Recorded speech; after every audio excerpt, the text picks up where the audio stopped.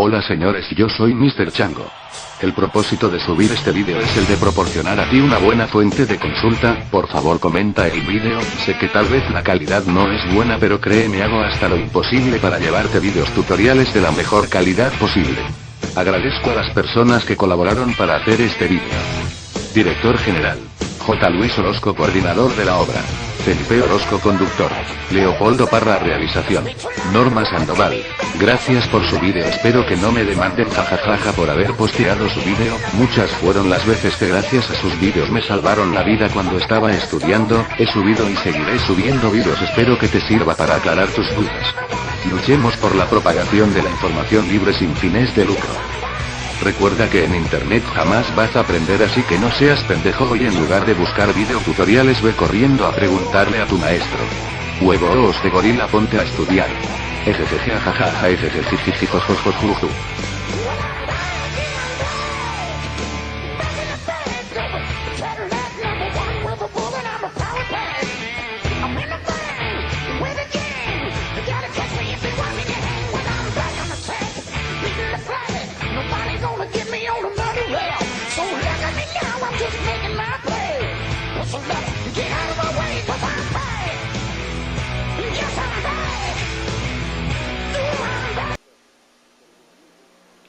Todos los que estudiamos electrónica, en algún momento nos enfrentamos con el caso de algún amigo, familiar, etc., que nos da a componer algún aparato que se ha descompuesto.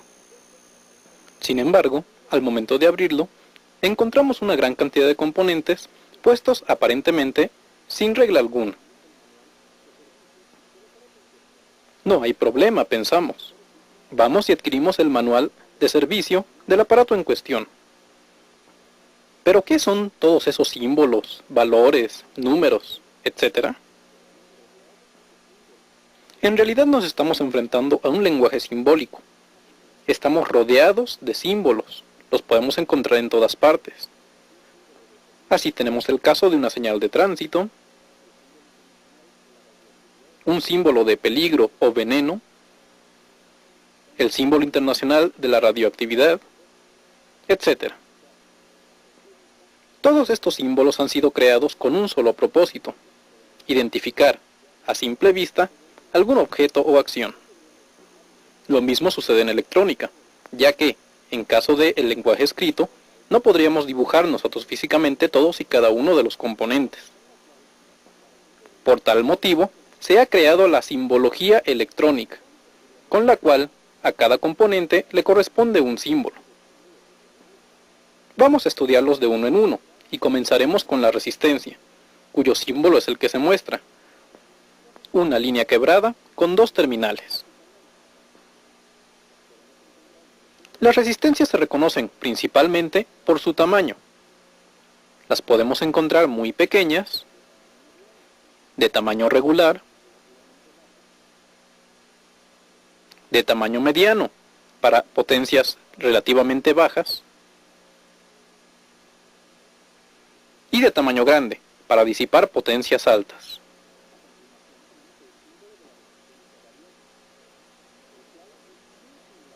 A continuación tenemos el símbolo de la resistencia variable, el cual es muy similar al de una resistencia común. Sin embargo, puede notar que existe un cursor en el primer caso, y en el segundo una flecha que indica que es variable. La resistencia más típica de este tipo es el potenciómetro, el cual, como puede ver, cuenta con sus tres terminales para los dos extremos y el cursor. Sin embargo, no es la única forma que tienen.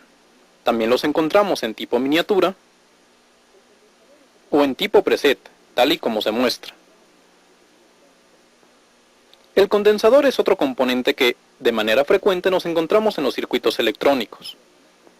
Existen los condensadores fijos, cuyo símbolo es el que se muestra. Su forma más típica es esta, en forma de disco. Aunque también los podemos encontrar con una forma como la que se muestra. Para capacitancias relativamente altas, tenemos que recurrir a capacitores tipo electrolítico, los cuales tienen el símbolo que se está mostrando. Note que ahora está presente una polarización, la cual está perfectamente marcada al costado de cada capacitor. Estos capacitores tienen esta típica forma de bote metálico.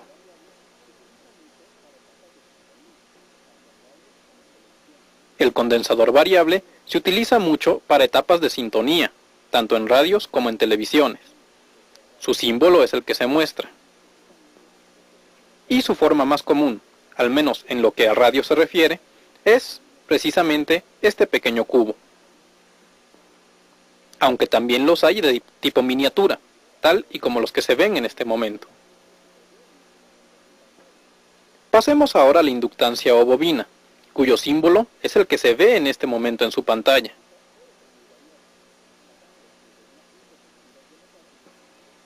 Su forma física puede ser muy variada, pasando desde unas simples espiras de metal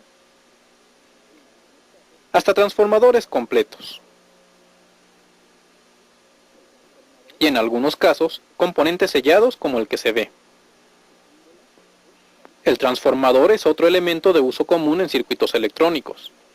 Su símbolo es tal y como se ve.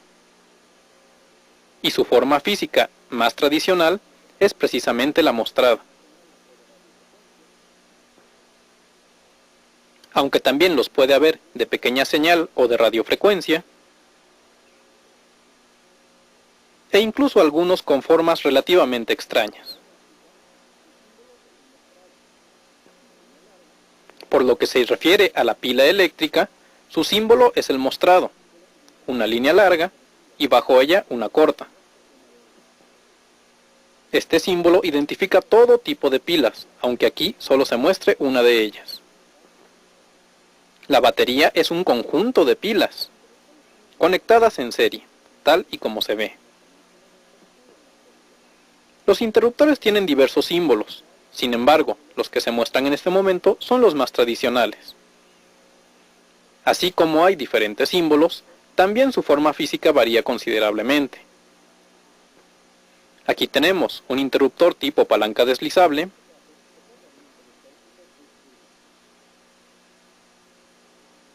y en este caso se trata de un interruptor tipo push button. Pero también los hay de palanca simple. El push button o interruptor de contacto momentáneo puede tener diversas formas, aunque una de las más comunes es la que se muestra. La clavija es, como todos sabemos, un dispositivo para tomar alimentación de la línea y así poder energizar nuestros aparatos. El fusible es uno de los dispositivos de protección más empleados en la electrónica, y su forma física es la que se muestra. Por lo que se refiere al alambre de conexión, su símbolo es una línea recta. Este alambre puede ser del tipo aislado, o pueden ser simples venas de un circuito impreso.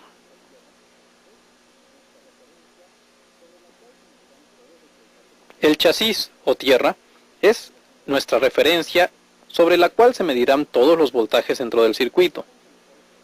Por lo general, los blindajes que podemos encontrar dentro de estos circuitos están conectados precisamente a esta referencia. El altavoz o bocina, cuyo símbolo se muestra, es precisamente cualquier dispositivo que nos sirva para obtener una salida de audio. Por su parte, el micrófono tiene un par de símbolos dependiendo de su tipo. El más usual es el activo, tal y como el que se muestra, aunque el símbolo superior corresponde a un micrófono tipo Electret. El diodo es el más simple de los dispositivos semiconductores que encontramos en electrónica. Su forma física puede ser muy variada, pasando desde un cilindro negro con una banda en uno de sus extremos,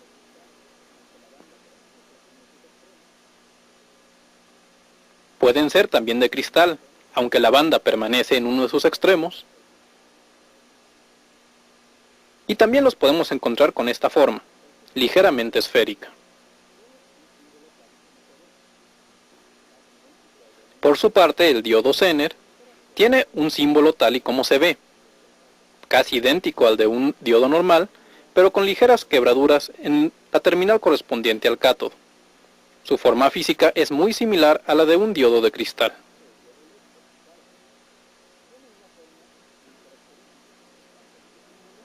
El diodo LED, por su parte, tiene una forma muy característica, tanto en su símbolo como en su forma física. Todos los conocemos, así que no merece explicación posterior. Los transistores son otro tipo de dispositivos semiconductores. Los hay de dos tipos principales: los NPN, cuyo símbolo se muestra en este momento, y los PNP, cuyo símbolo también se ve ahora. Respecto a su forma física, esta puede ser muy variada, pasando desde los de señal alta hasta los de señal pequeña. Así, aquí podemos ver 3 transistores de señal pequeña, 2 de mediana señal y 2 de alta potencia.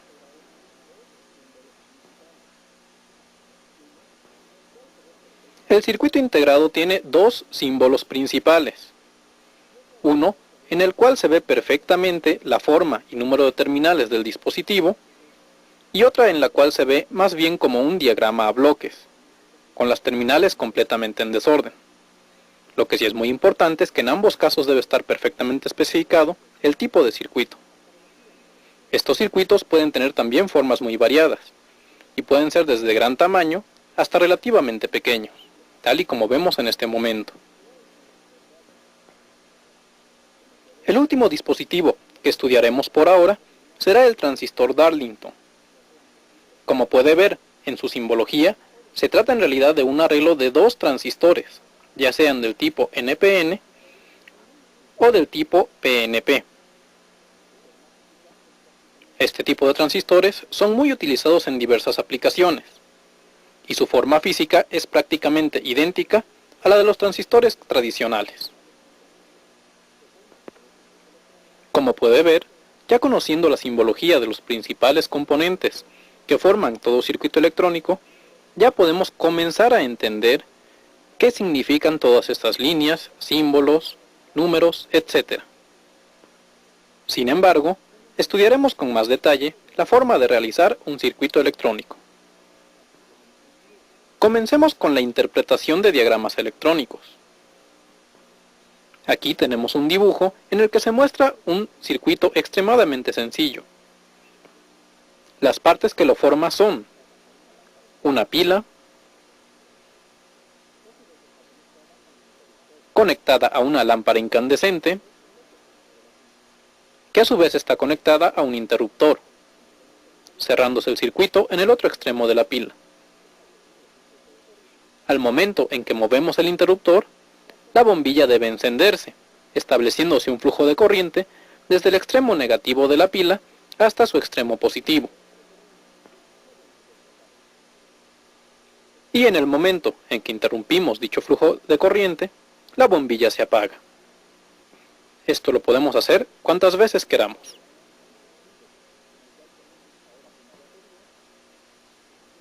Aquí tenemos otro diagrama muy sencillo, en el cual tenemos ahora una batería, la cual está alimentando a un diodo LED. Este está conectado a una resistencia, y a continuación encontramos un push button. Y de ahí se cierra el ciclo hasta la batería. Si consideramos que el botón es del tipo normalmente abierto, tenemos que la corriente será 0, ya que necesitamos bajar el interruptor para que se establezca el contacto. Al momento que presionamos el push button, comienza a circular una corriente desde el extremo negativo de la pila hasta el extremo positivo, pasando por el LED, la resistencia y el interruptor, provocando por consiguiente que el LED se encienda y que aparezca una corriente, cuyo valor depende de los componentes del circuito.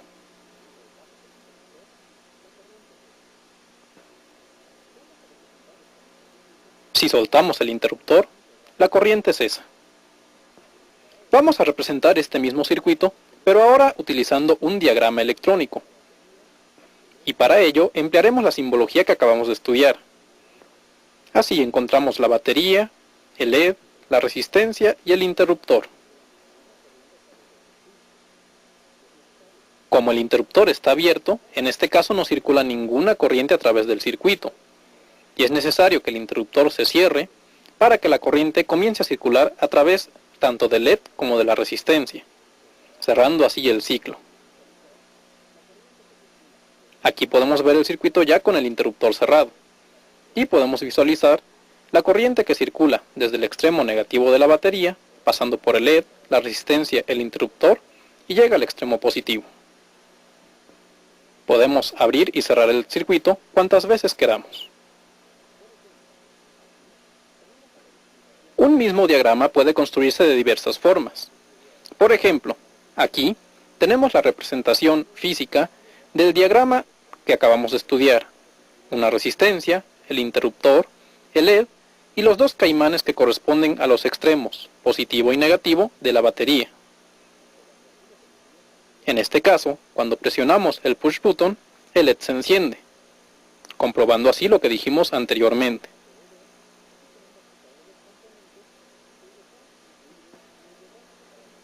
Como puede ver, aquí tenemos todos los componentes que están incluidos en el diagrama que acabamos de estudiar. Sin embargo, esta conexión se ve bastante fea. Por lo tanto, podemos construirla de una manera más atractiva.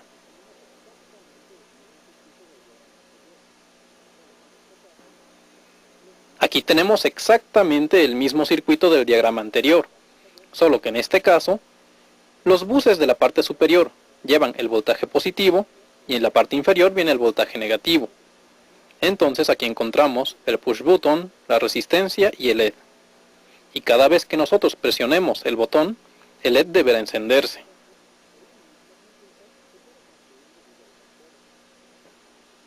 Es fácil ver entonces que un mismo circuito se puede construir de diversas formas, dependiendo si lo construimos por medio de alambres, auxiliándonos con un protoboard, por medio de un circuito impreso, etc. En la actualidad ya existen herramientas muy poderosas que nos ayudan a construir circuitos electrónicos, tal y como lo demuestra este programa de computadora, en el cual vamos a realizar un circuito extremadamente simple. Se trata de una serie de resistencias conectadas una detrás de la otra, tal y como se ve en este momento. Estas resistencias van a estar alimentadas por una fuente de poder, una batería. Y podemos poner cuantas se nos ocurra, o cuantas sean necesarias. Gracias a estas sofisticadas herramientas, la construcción de circuitos electrónicos se ha simplificado en gran manera. Y si a lo anterior añadimos que en un programa como el que se muestra existe incluso la capacidad de analizar el circuito que se está construyendo, podemos ver que el grado de experimentación que podemos lograr con este tipo de herramientas es extremadamente alto. Como ve, en unos cuantos segundos hemos dibujado un circuito el que incluye 8 resistencias conectadas en serie a una batería.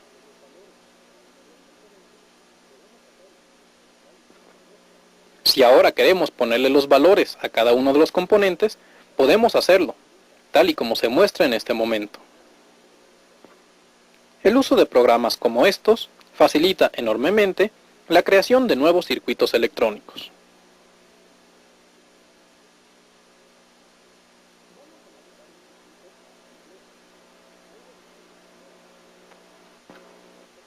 Vamos a analizar un circuito más complejo, algo como lo que se muestra.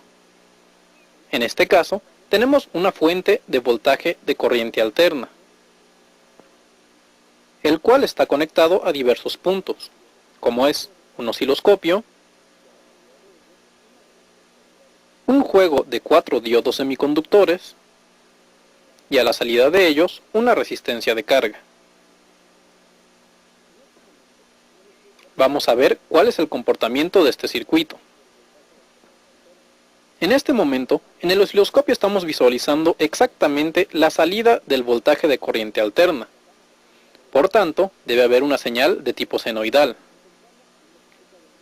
Al momento que pasamos la terminal del osciloscopio hacia la salida de los diodos, encontramos un rectificador de media onda. Y cuando trasladamos la otra terminal del osciloscopio a la salida del otro par de diodos, encontramos un rectificador de onda completa.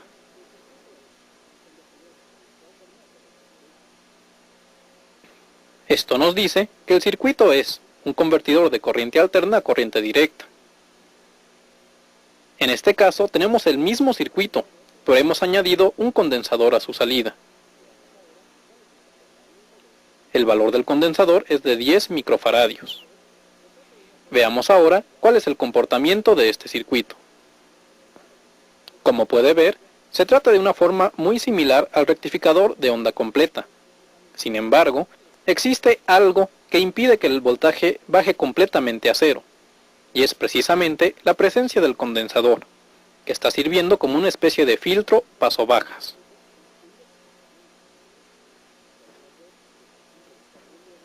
Aquí tenemos este circuito construido físicamente.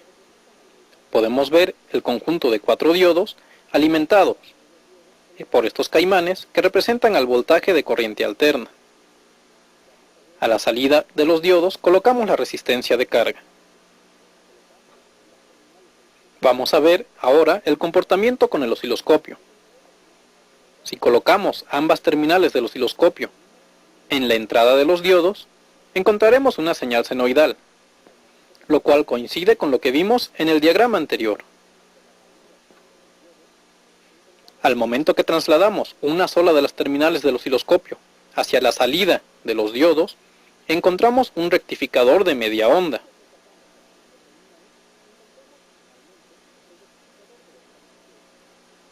Y cuando pasamos la segunda terminal, encontramos finalmente el rectificador de onda completa. Esto confirma lo que había postulado el programa de diseño electrónico que vimos con anterioridad. Si ahora colocamos el condensador de 10 microfaradios, podemos ver que la salida es perfectamente fiel a lo que había postulado el programa.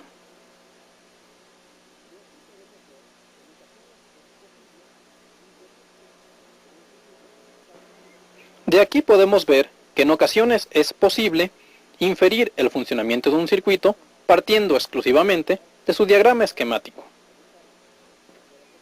Ahora se presenta un circuito más complejo, en el cual hemos retirado la resistencia de carga y a la salida del condensador hemos colocado un diodo Zener, una resistencia y un transistor.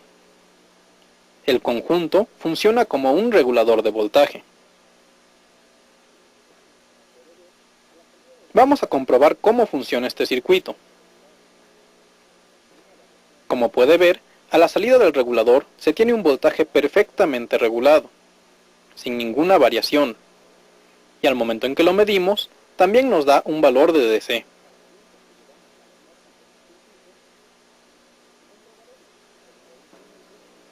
Al momento en que llevamos a la práctica este circuito, comprobaremos, por medio de instrumentos, lo que nos dijo el programa.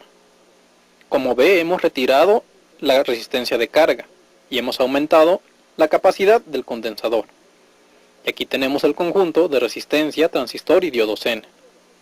A su salida tenemos conectado el osciloscopio y como podemos ver, la salida de voltaje es perfectamente regulada, una recta limpia y sin variaciones. Si medimos ahora esta salida por medio de un multímetro, encontraremos un voltaje de DC perfectamente fijo y sin variaciones.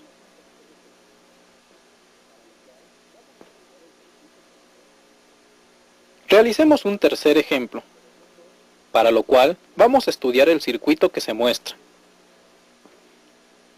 Como podemos ver, cuenta con un voltaje de 12 volts de directa, un transistor tipo Darlington, 10 diodos LED conectados de la forma como se muestra al colector del Darlington y una resistencia conectada a su base. De este circuito podemos deducir que los 10 diodos estarán encendidos todo el tiempo. Vamos a llevarlo a la práctica. pero para evitar un sobrecalentamiento del transistor, vamos a colocar un interruptor entre la resistencia y la fuente. Aquí tenemos nuestro arreglo de 10 diodos emisores de luz, los cuales están conectados al transistor. La resistencia, como mencioné, está conectada a un interruptor, para evitar que esté encendido todo el tiempo. Sin embargo, cuando presionamos el interruptor, los diodos se encienden. Ya vimos que es posible, a partir de un diagrama, construir un circuito. Pero veamos ahora, ¿es posible partir de un circuito ya armado y encontrar su diagrama esquemático? Por supuesto que sí, en realidad es una labor bastante sencilla, como veremos a continuación. Para ello, vamos a levantar el diagrama del circuito que se muestra. Partiremos de una hoja en blanco, en la cual iremos dibujando, poco a poco, cada uno de los elementos que formen nuestro circuito.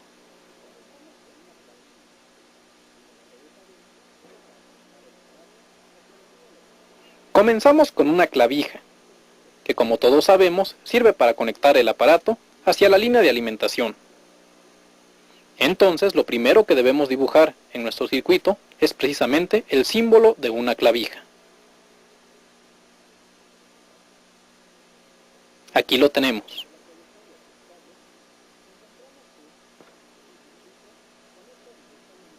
Siguiendo la trayectoria de los cables, encontramos que el circuito conecta directamente con una pequeña placa de circuito impreso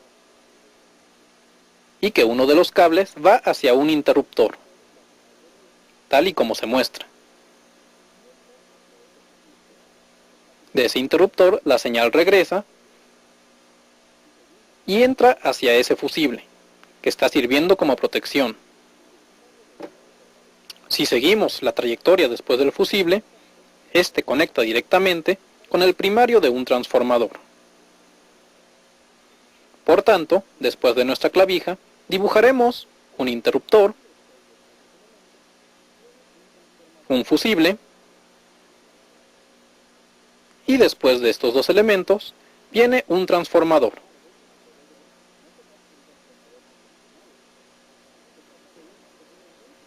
Sin embargo, como puede ver, no se trata de un transformador convencional, sino que se trata de uno que tiene múltiples salidas.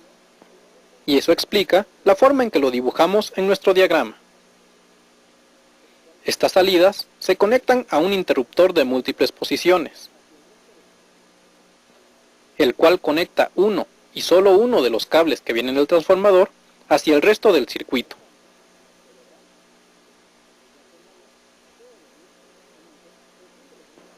Por tanto, en nuestro diagrama, a continuación del transformador, debe venir precisamente el símbolo de un interruptor múltiple, que es como se muestra,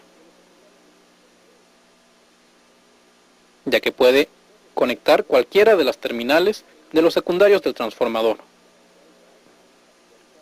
Después del interruptor, encontramos un arreglo de 4 diodos, con el cual ya estamos familiarizados. Este arreglo nos convertirá el voltaje alterno que viene del transformador a voltaje rectificado. Y esto implica que, después del interruptor, colocaremos el puente de diodos tal y como se muestra.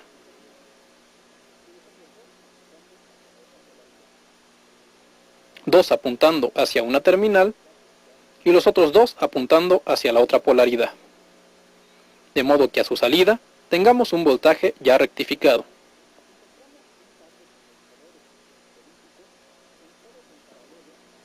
Como paso final, encontramos un par de condensadores electrolíticos conectados en paralelo a la salida de los diodos.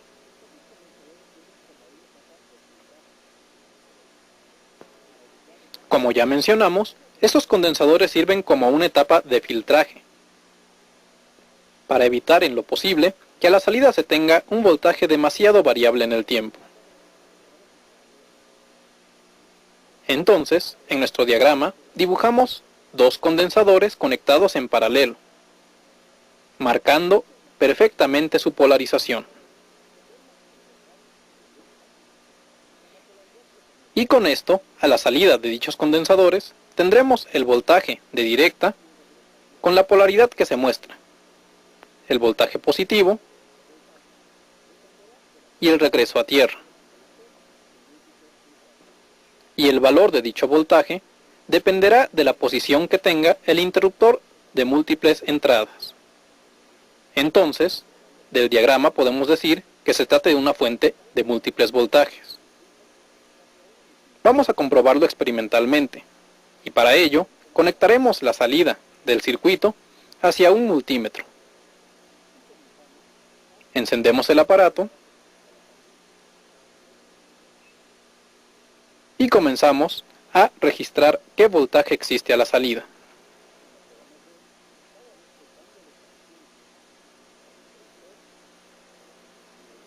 Como podemos ver, cada vez que cambia de posición el interruptor, el voltaje a la salida varía considerablemente. Por lo que nuestra suposición, a partir del diagrama que levantamos, es correcta.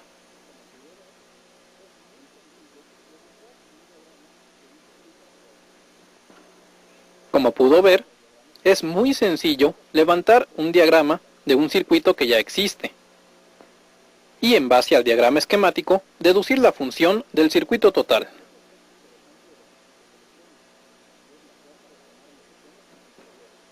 Vamos a ver ahora otro aspecto interesante de los circuitos electrónicos, y es la forma de tomar mediciones en su interior, sobre todo mediciones de voltaje. Para ello, construiremos un circuito en el cual tendremos una alimentación y 4 resistencias colocadas en serie, de 1K, 2.2, 5.6 y 10K ohms. El multímetro lo iremos colocando en las diversas posiciones que se van mostrando. De modo que si lo conectamos directamente a la entrada de voltaje, podremos detectar cualquier variación en la fuente de alimentación. Posteriormente, lo conectaremos a cada punto entre las resistencias. Aquí tenemos el circuito construido físicamente, en el cual tenemos las 4 resistencias alimentadas por un voltaje de 5 volts.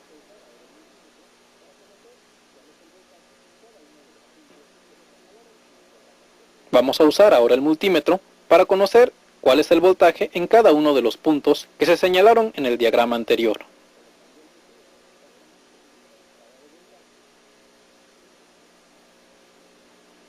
Colocando el multímetro exactamente en la entrada de voltaje, tendremos un valor muy cercano a los 5 volts, que es el valor nominal de la fuente. Midiendo en los diversos puntos, encontramos valores que son muy semejantes a los que se podían observar en el diagrama anterior. Por tanto, podemos decir que no se puede tan solo adivinar el comportamiento de un circuito, sino incluso, a partir de su diagrama esquemático, podríamos llegar a deducir algunos de los valores de voltaje en su interior.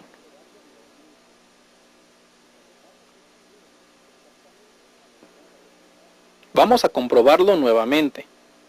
Si conectamos el multímetro exactamente a la entrada de voltaje, veremos un voltaje de 5 volts. En la unión de las primeras 2 resistencias, 4.7. En la siguiente unión, 4.3. Y en la última unión, 2.6. Como puede ver, los resultados son muy semejantes a los obtenidos en el modelo real. Todos estos voltajes han sido tomados con la referencia en el voltaje negativo de la fuente.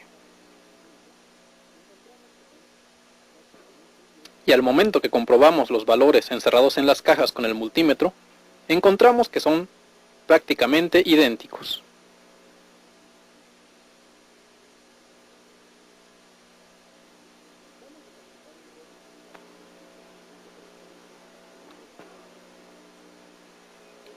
Vamos a practicar un poco la construcción de circuitos electrónicos a partir de un diagrama, auxiliándonos con el excelente material didáctico que nos presenta OliKids. Para ello, vamos a construir el proyecto denominado Ola Mágica, el cual estamos presentando.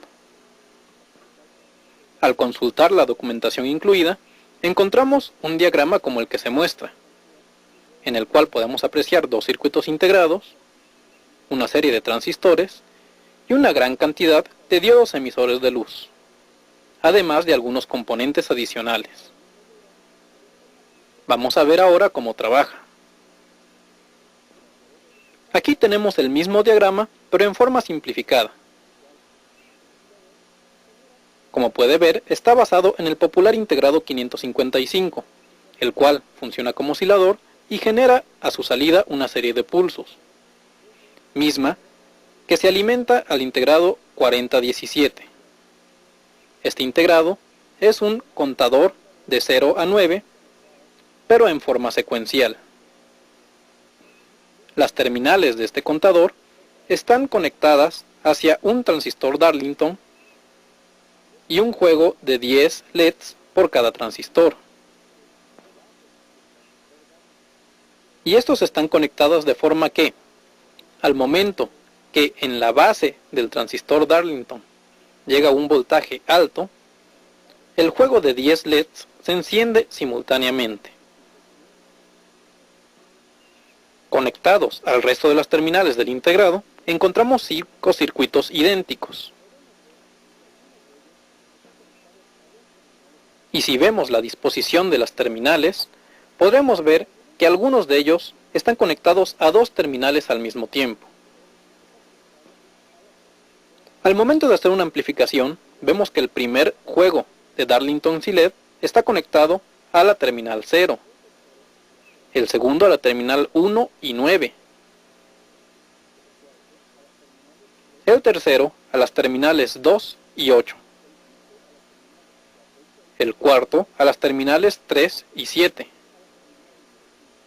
el quinto a las terminales 4 y 6, y el sexto y último a la terminal número 5. ¿A qué se debe esta forma de conexión tan particular? Veámoslo. Aquí tenemos una representación de las terminales del integrado 4017. Cada vez que llega un pulso de reloj, la terminal activa va cambiando de 0 a 1, 2, etc. hasta regresar a 9. Y de ahí se regresa a 0. Entonces, si nosotros alimentamos un pulso de reloj continuo, sucederá algo como lo que se muestra. Las terminales se van activando de una en una, dando la impresión de un movimiento de ida y vuelta.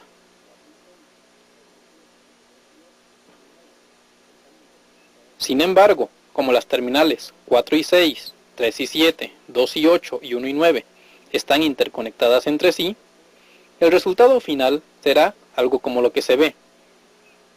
Un movimiento que parte desde el 0, llega hasta el 5 y regresa. Para hacer más atractivo el circuito, se ha fijado que los LEDs estén montados de forma circular. Vamos a comenzar a construirlo y para ello empezamos a montar los componentes. Al momento de hacerlo, es muy conveniente tener en cuenta algunos aspectos, como el que corresponde a las muescas marcadas en la placa y en los portacircuitos integrados, la polarización de los transistores Darlington,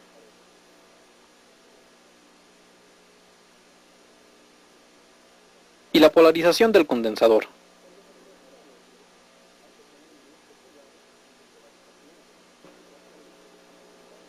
Por lo que se refiere a los LEDs, hay que tener mucho cuidado en su polarización, ya que algunos están apuntando hacia un sentido y otros están apuntando hacia otro, incluso en una misma línea, tal y como se ve. Por ejemplo, aquí 3 de los diodos están apuntando hacia un sentido y los otros 3 están apuntando en sentido contrario. Realice la soldadura poniendo en ello especial cuidado. Moje la terminal y la pista de circuito impreso con líquido flux y proceda a soldar.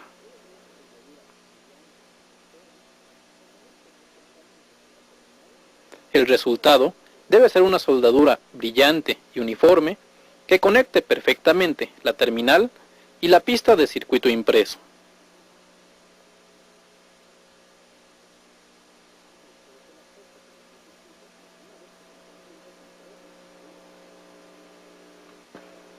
Este es el aspecto que tiene el circuito una vez que se han concluido con todas las soldaduras. Y aquí lo tenemos visto desde el lado de los componentes. Vamos ahora a comprobar su funcionamiento. Como se mencionó antes, para ser atractivo el circuito, se diseñó de tal forma que se formen 6 círculos concéntricos y que la luz se vaya desplazando de adentro hacia afuera y de afuera hacia adentro.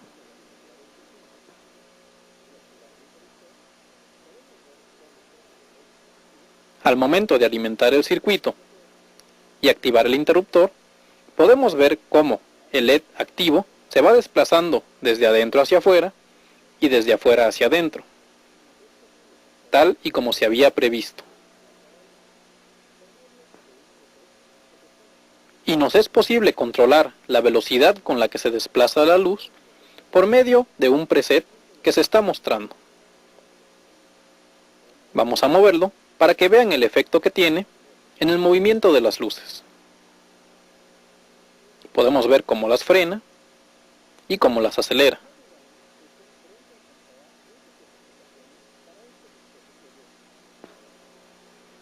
No dudamos que usted pronto encontrará múltiples aplicaciones para este vistoso proyecto, ya que está construido de tal forma que puede pasar un rato agradable, tanto en su construcción como en su uso cotidiano.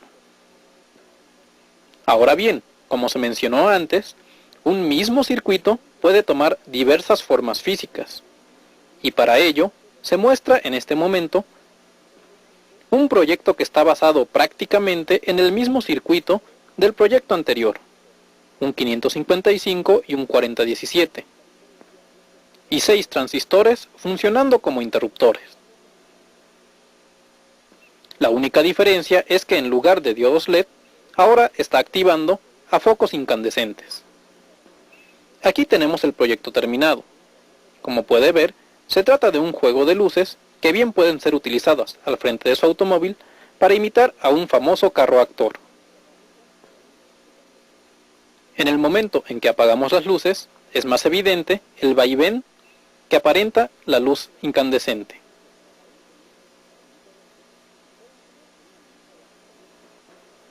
Con esto se demuestra que dos circuitos aparentemente tan diferentes pueden tener una misma base común, ya que, como se mencionó anteriormente, el circuito de control de la ola mágica es prácticamente idéntico al circuito de control de las luces para carro. Pues bien amigos, esto es todo por el momento. Espero que con lo dicho les sea mucho más sencillo tanto la interpretación como el levantamiento de diversos circuitos electrónicos. Por supuesto que la práctica es lo que hace al maestro. Hasta la vista.